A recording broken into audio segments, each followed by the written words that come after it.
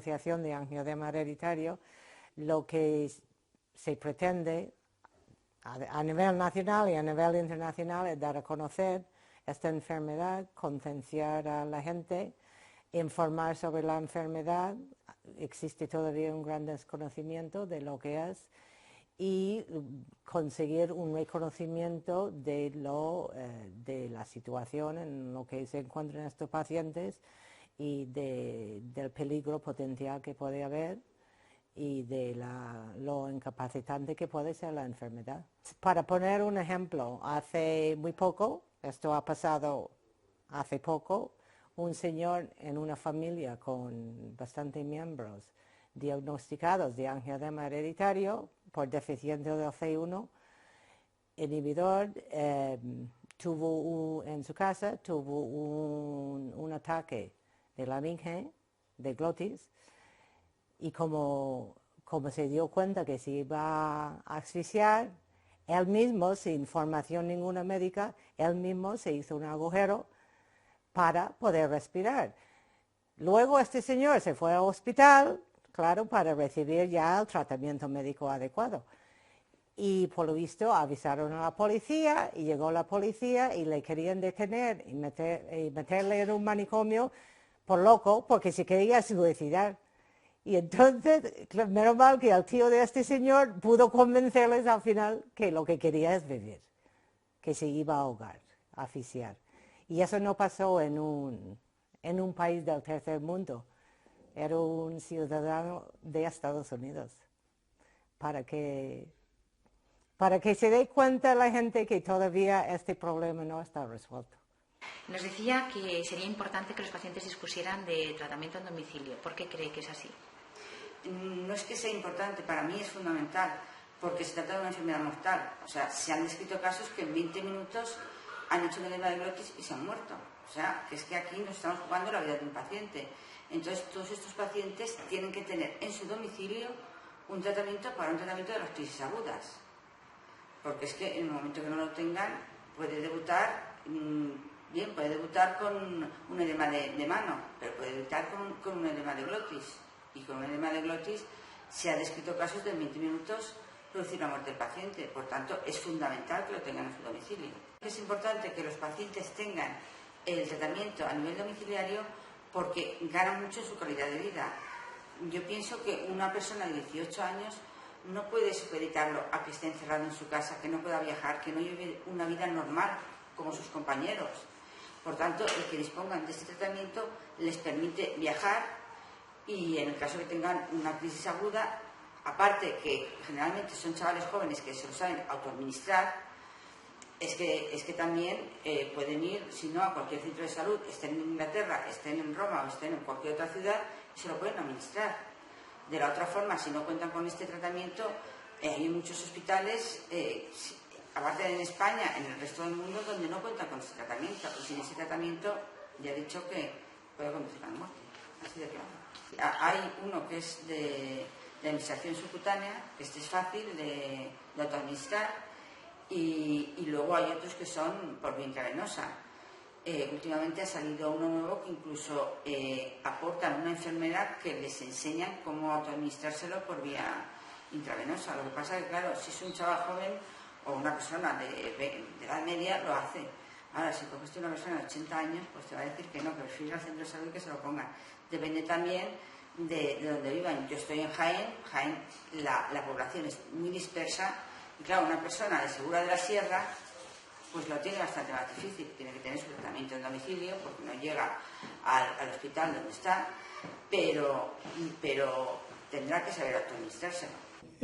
Sin discusión, el tratamiento individual, la disponibilidad de tratamiento individual es obligada para enfermos que están ya diagnosticados, no para familiares. Y eso por dos razones. Primera razón, porque el riesgo de un edema de glotis es imprevisible y no hay en este momento ningún dato médico que permita hacer previsiones. Y en segundo lugar, el hecho de que un enfermo que se vea privado de esto, que es el salvavidas, conlleva una carga ansiógena que en algunos casos es desestabilizante. Entonces, por seguridad y por mantenimiento de la integridad psicológica, debe tenerse.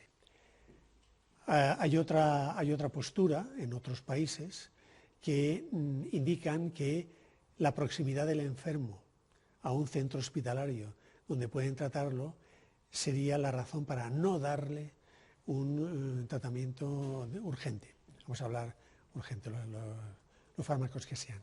Esto es utópico y está basado en criterios supereconomicistas, porque todo el mundo sabe que un enfermo no vive constantemente las 24 horas del día en Moratalaz, por ejemplo. Hace excursiones a la sierra, se va de viaje, va a un sitio, va a Castilla, va a Valencia y puede llegar a lugares en donde no haya una buena cobertura asistencial. Y evidentemente tener el tratamiento en casa es para mí vital, porque tienes una rapidez inmediata y la recuperación también, no tienes que ir a un centro de salud, no tienen que estar atendiéndote, no tienen que hacer pruebas y evidentemente tenerlo te da una libertad absoluta y tú eres el primero que vas a cuidar en ponerte bien el medicamento, cuidarlo, que no se estropee y puedes viajar, tienes una libertad que de la otra forma sería inviable. Y luego estar totalmente atado a un hospital, yo creo que solamente que pones en el caso de si tú tienes que estar atado a un hospital para cualquier cosa, porque en 20 minutos si tienes un ataque de un brote de glotis, no llegas. Si es severo, si es fuerte, no llegas.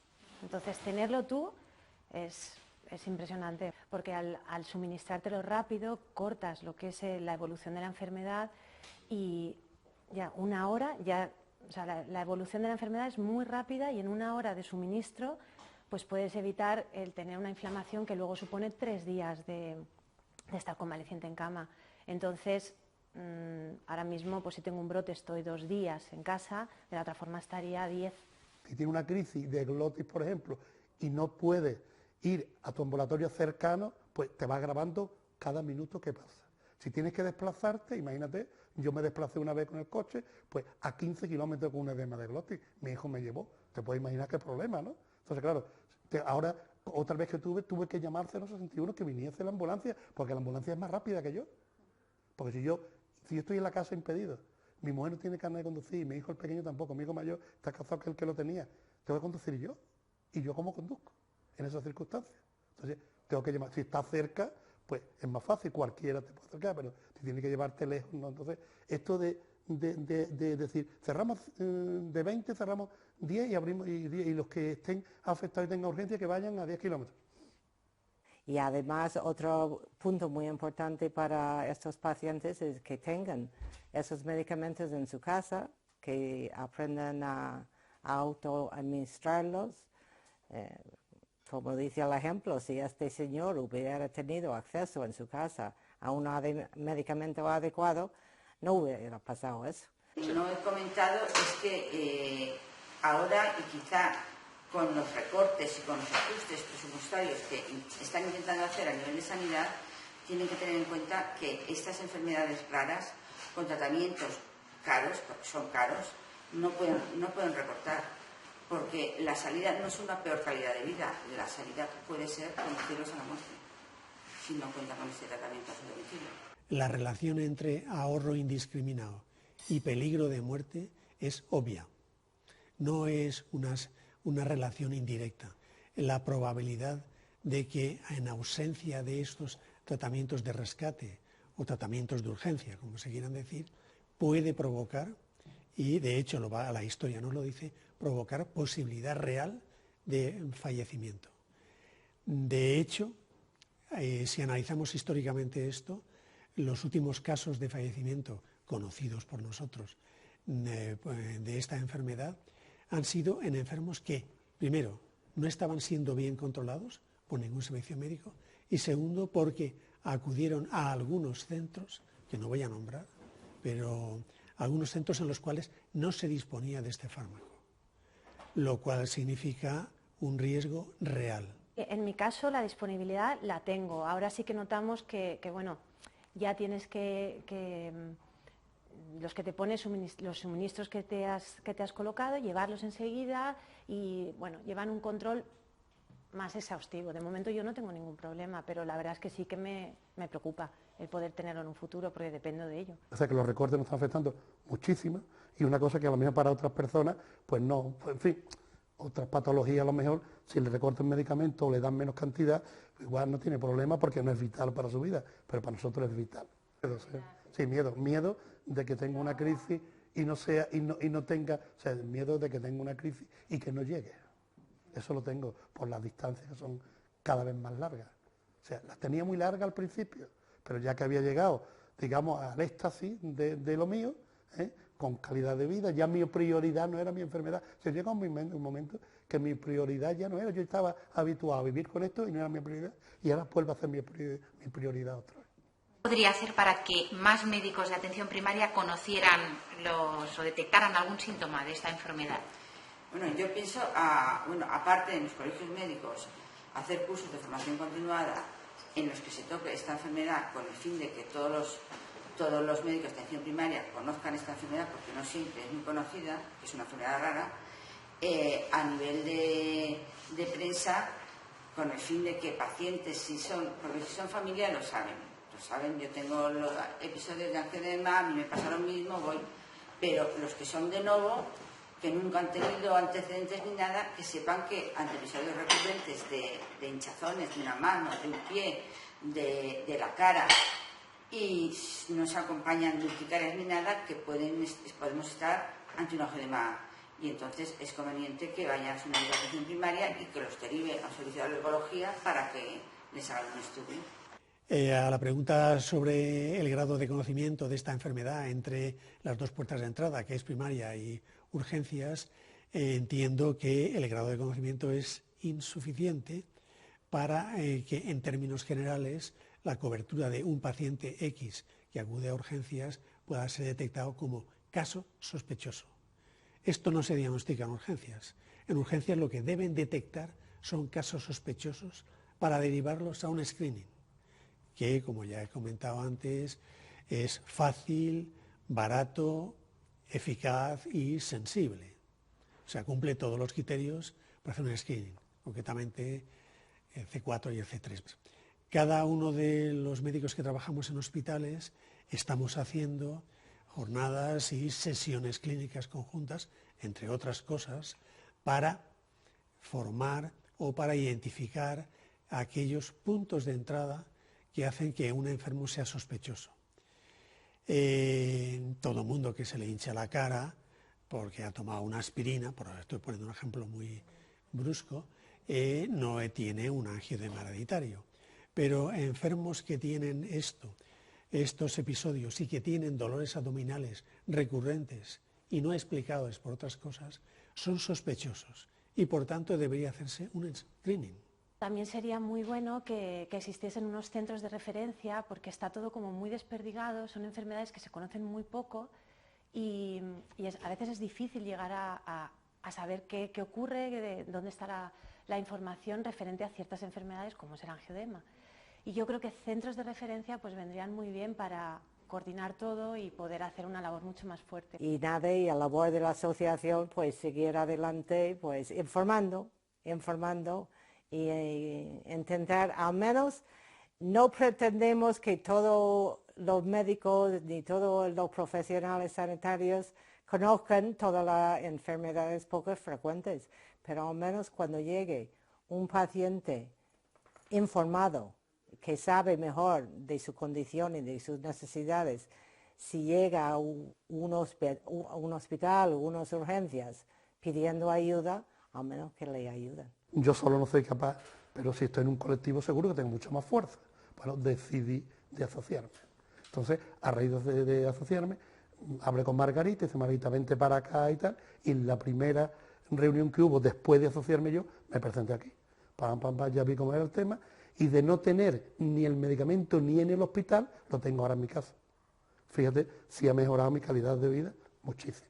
O sea, gracias al estar asociado, fíjate la cantidad de beneficios que he obtenido que antes no tenía ninguno. Vengo a las reuniones, me voy enterando, asocio a mi familia completa, porque somos 4 miembros, mi madre, un hermano mío, un hijo mío, y yo tengo 2 y uno lo padece y otro no. Ha mejorado mucho, tengo crisis porque las tengo medicación de rescate que antes no lo tenía, que mis crisis son más atenuadas, o sea, ahora mismo yo me tomo me pongo mis viales. Ahora he tenido 2 crisis seguidas, una a final de febrero y otra a primeros de marzo, o sea, casi encadenada, una semana de por medio. He utilizado la medicación y por supuesto que me alivia muchísimo. Antes eran entre 4, 5, 8 días y ahora puede ser 2, 3 días y a veces 1 día y medio, 2 días, o sea que ha mejorado una barbaridad. De baja. Me digo, mire usted, ¿cómo puede ser que yo tenga que esperar 15 días a que venga el medicamento?